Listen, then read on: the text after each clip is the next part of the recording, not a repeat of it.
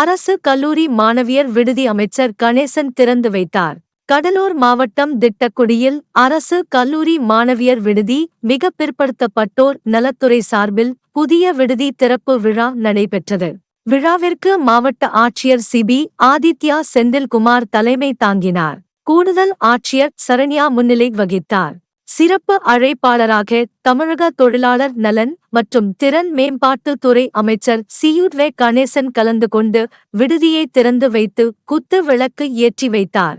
இதில் ஒன்றிய செயலாளர் பட்டூர் அமிர்தலிங்கம், நகர செயலாளர் வி. பரமகுரு, நகர்மன்ற தலைவர் வெண்ணிலா கோதண்டம், கல்லூரி முதல்வர் ராஜசேகர், அயலக அணி மாவட்ட அமைப்பாளர் சேதுராமன், மாவட்ட பிரதிநிதி விக்கி, மாவட்ட இளைஞரணி துணை அமைப்பாளர் ஆக்கனூர் பாரதிராஜா, நகர் மன்ற உறுப்பினர்கள், விடுதி காப்பாளர், அலுவலக பணியாளர்கள், மாணவிகள், கட்சியினர், பொதுமக்கள் கலந்து கொண்டனர்.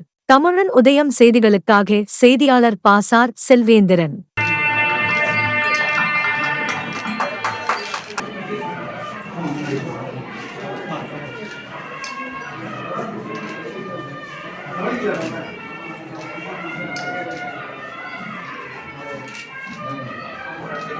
எடுத்தாச்சுண்ணா.